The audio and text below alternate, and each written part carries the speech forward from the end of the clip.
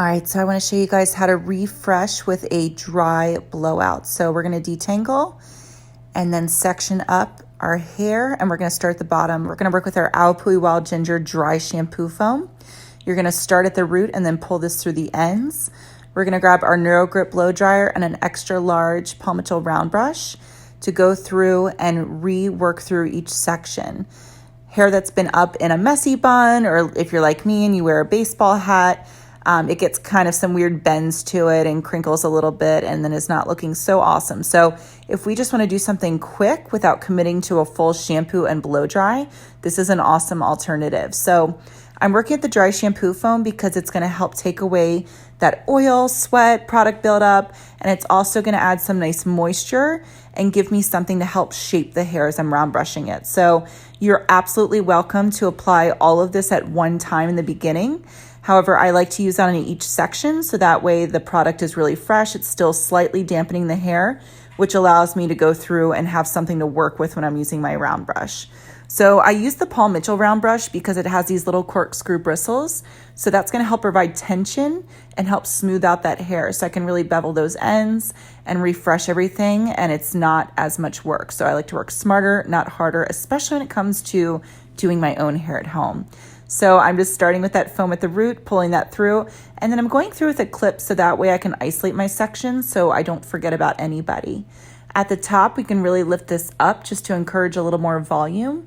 And then you can use a flat clip to keep that section in its shape. Allowing this to cool completely will help make that lift last a little bit longer.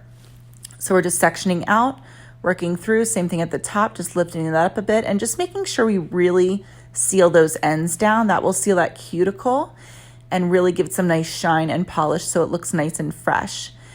So you're just going to take your time, work through with each section, lifting this up. This realistically would take you 5 to 10 minutes total to do at home. So it's just a really simple technique when you're kind of due to shampoo soon, but you're not ready to commit to the time and efforts of that just yet. So last section, just going through. And these areas kind of around the crown, you might want to end up bringing forward so that way it lays over top of your crown where we tend to split a little bit. It just depends on where you want the hair to lay. So these top sections, you can just put a little more effort into the direction that you're going. With a fringe, just reworking that through, lifting it up a little bit so it's not so flat. And then you can take that clip out and you'll see how that kind of makes the hair a little bouncy and keeps its shape. So this is sort of what you're left with.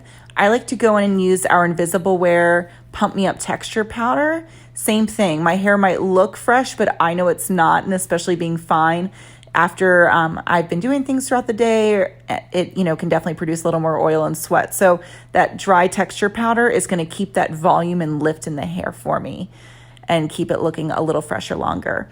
So here is our Paul Mitchell teasing brush. I love using this because it has 3 levels of bristles. So it's a tiered bristle system on that brush. And that allows the short little bristles to really go in and backcomb the hair nice and tightly. And then you can use those top bristles to soften and just kind of smooth out your sections to avoid any matted looking areas. I also like to reinforce this with our extra body finishing spray at the root because that's going to help really secure that style. Always at the crown, like I said, this is where that hair splits from side to side, especially when we sleep on it. So going through a little extra body finishing spray and just a few back combs, and I use my hand to kind of graze over everything to smooth it back out. And then we're going to work with this area in here. This tends to separate, especially if you have fine hair like I do. Your bangs will separate really easily. So I want to make sure I group those with a larger section so they don't end up looking too stringy. And then you can go through with your 413 sculpting brush to smooth everything out. Or like I said, you can use the top tier of those bristles to smooth everything. I like to use the spine of that teasing brush to kind of lift up the hair as I spray.